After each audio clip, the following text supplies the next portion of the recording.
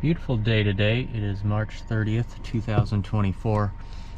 I'm going to be taking this road off of East Evans Creek Road. It takes me up to Elderberry Flat, which it says is 9 miles. Just going to be an exploratory day. I may summit a couple peaks in this vicinity. If I do have time, I'd like to go up Cedar Springs Mountain, and that's going to be the high point of the area. I know I'm going to encounter snow up there. But in the meantime, we're just going to check out this road because I've never been on it. I have seen this bus here though. It's been parked for several years now. It's got Idaho plates and it was for sale. Lacey right after bus is what it says.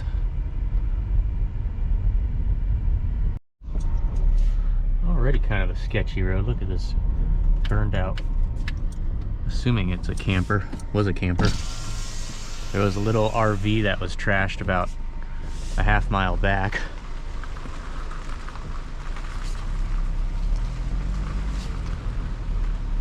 Absolute pile of junk.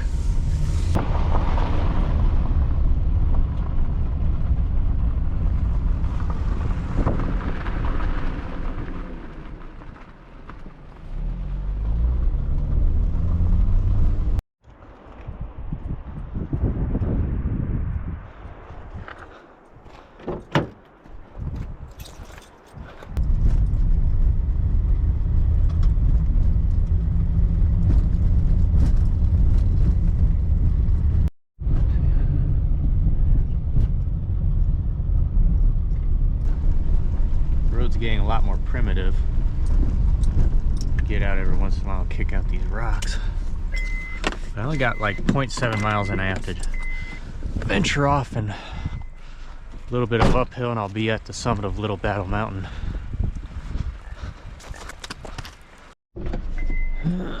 Let's see, that should be easy. Get my car unlocked.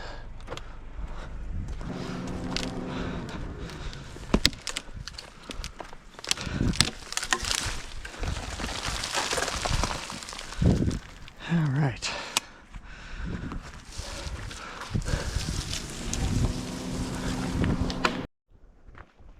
So this is where this primitive road really ends. It keeps going, but it just gets very overgrown.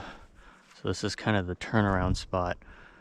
I'm just gonna hike the rest of it. A little bit of elevation gain. The summit's right there, 0.38 miles, Little Battle Mountain. The whole other side has been clear cut, and I know that there's a road that leads all the way to the top.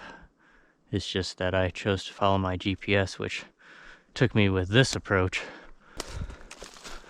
Oh, just like that, I hit the road.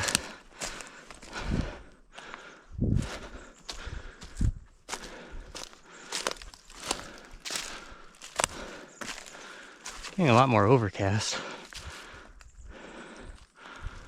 Doesn't look like anybody's been on this one in a while either.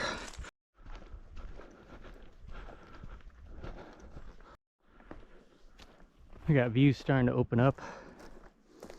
I've always liked hiking along the edges of clear cuts. There's just something pretty about the open views and then the edge of the forest.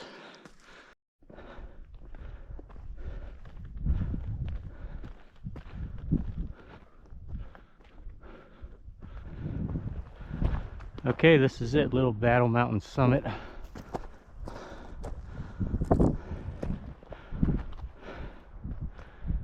Good views in every direction of the local scenery.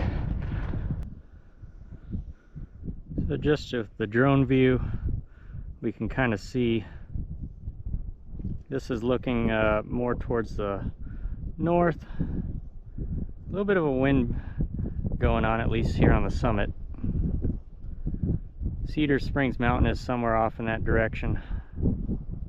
There's just a little patch of trees that prevent me from getting the full 360. There goes King Mountain. That's kind of a landmark around the entire region.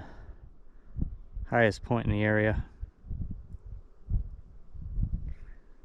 And then we're starting to look westward. Most of these peaks I don't really know what they're called. I've seen them on the maps. This entire summit area really got nuked. They logged this area hard. There's hardly even any little flowers or grasses popping up yet.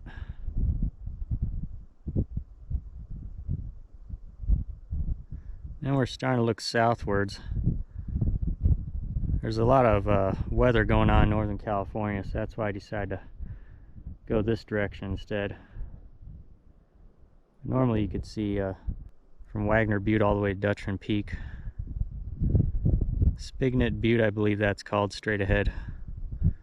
That's just to the southeast of here.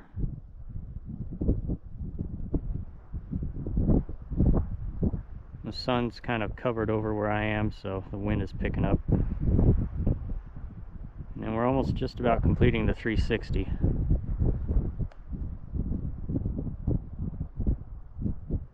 Looking back towards higher terrain. I'm surprised there's not as much snow.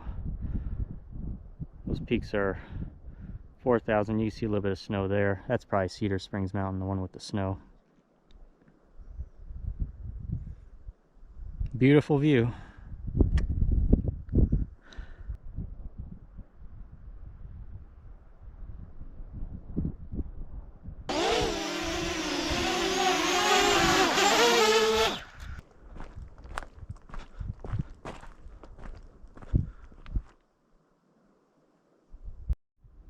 I always wonder why they leave certain trees behind. I mean, don't get me wrong, this one's pretty good size.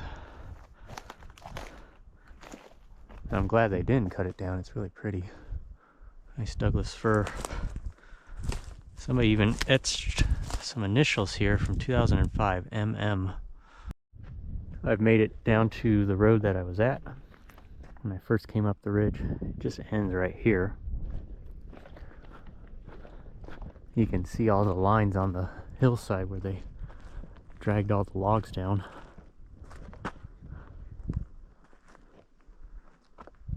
There goes that lone survivor. And this is the way to my car.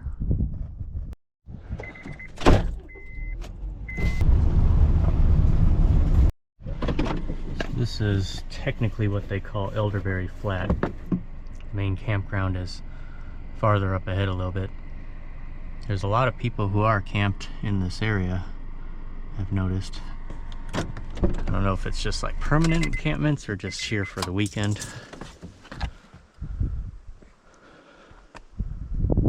It's kind of the general view of the landscape.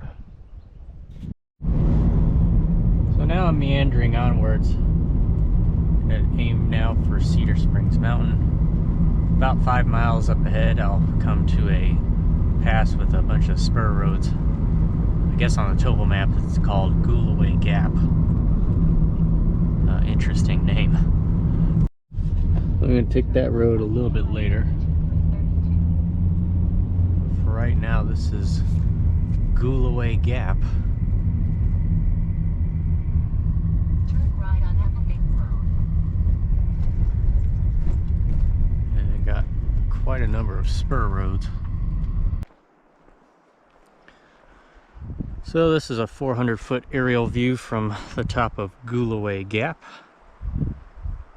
It's looking north into the Umpqua watershed. Panning up a little bit. This is the side of Skeleton Mountain. If I had more time, I would venture up that way. Then here we are looking southwards.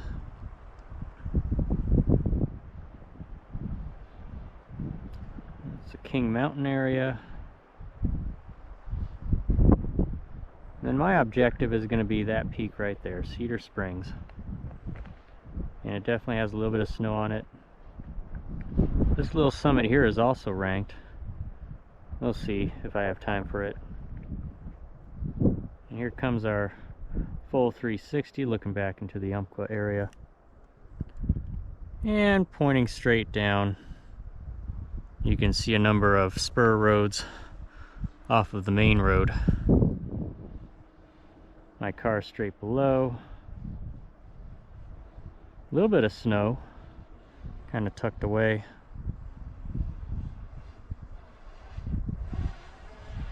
And it is a little bit breezy here.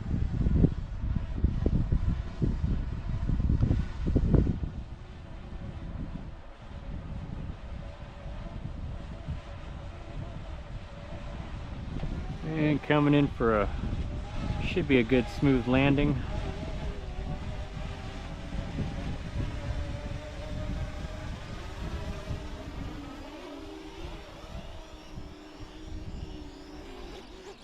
Just like that.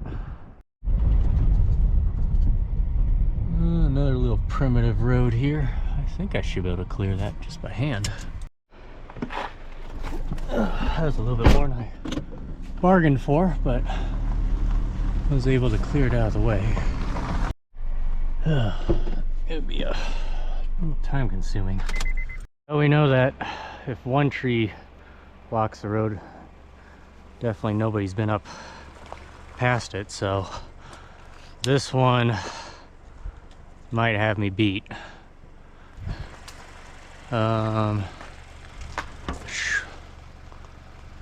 If I can clear it, it's going to be super duper close. If not, I just have to hike it, which I'll probably take my bike since I don't have any snow yet. I only have 2.1 miles to go before I have to go off the road. All right, we're gonna try it.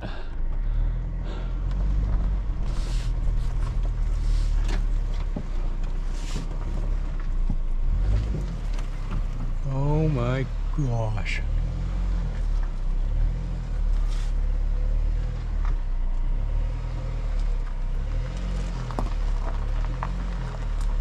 Wow. Oh man, I barely cleared that by like an inch or two. I sure hope that thing doesn't fall. So this is where I got snow blocked. Made it about half a mile above that tree, and I still have about 1,600 vertical to go before I get to the summit. Fortunately, 1,000 feet of it is going to be just following this road. I'm just tucked in a little recess that's all shaded. Most of the road, I guarantee, is probably going to be out and snow free. So this main road that I was on makes a big U, heads up that way. And I'm just going to keep going this way. It's a lot narrower and rockier, but I think this is the road that I want. There's definitely a lot of incense cedars along this ridge. This mountain was aptly named. And I probably could have done this on bike. I had in the back seat. This isn't a terrible amount of snow. It's more wet than anything.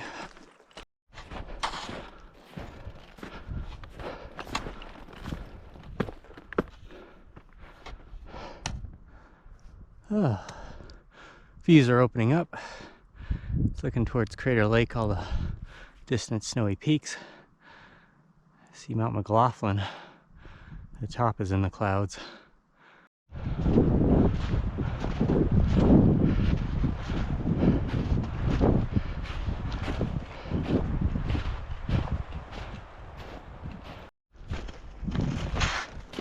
Final push up, the steep section. It's all good-sized Douglas fir forest. The snow has quite an icy consistency, so I'm not falling through too bad.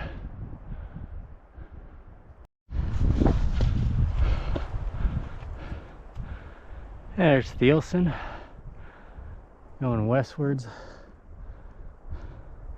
Bohemia Mountain. Okay, just about at the summit. There is a road from the west side that comes up all the way to here, but it was just easier for me with where I was at to come in from the east. Oh boy. See the true survey markers over there by this arrow. Cedar Springs Mountain, 1953. This is number 2.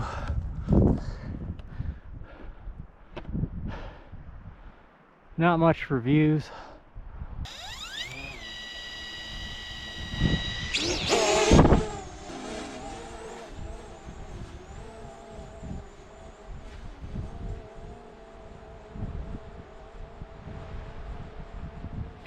Alright, so flying about 150 feet up. Here's kind of a general overview of what we have. Let's see, I'm kind of looking to the northwest.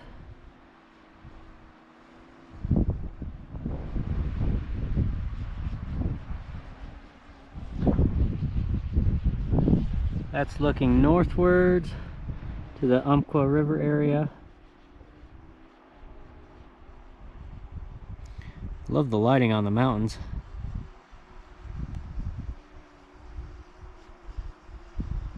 So to the left you could see Thielsen barely, Crater Lake area.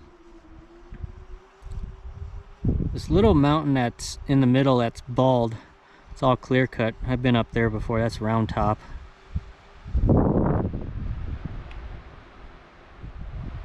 And you should be able to see McLaughlin somewhere.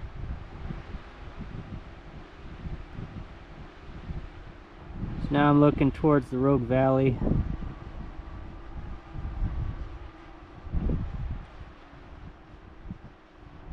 This beautiful lighting. I think that's looking at King Mountain.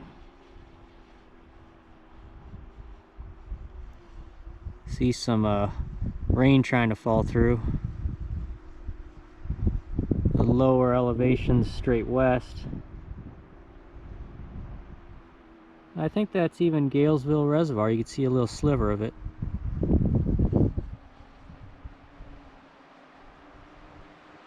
So yeah, just the full 360. And once again, that's me straight below, if you can even spot me. Sun's finally breaking out.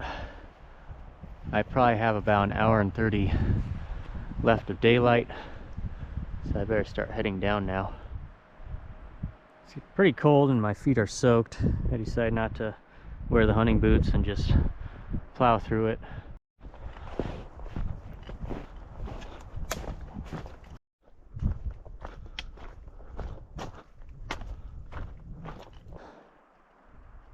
See the deer there. I saw all their tracks. There's some right here. They seem to like this open area. I didn't notice this before, but there is a super old vehicle, it looks like, just off the embankment.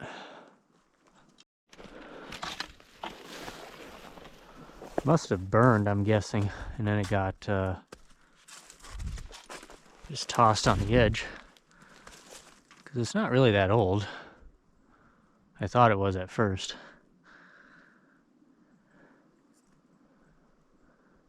Some sort of old Jeep or 4x4.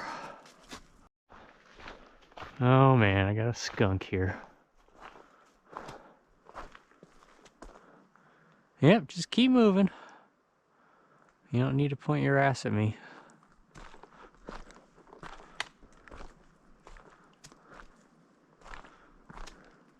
I don't think I've ever seen a skunk way out here in the mountains like this. Yep, keep on moving.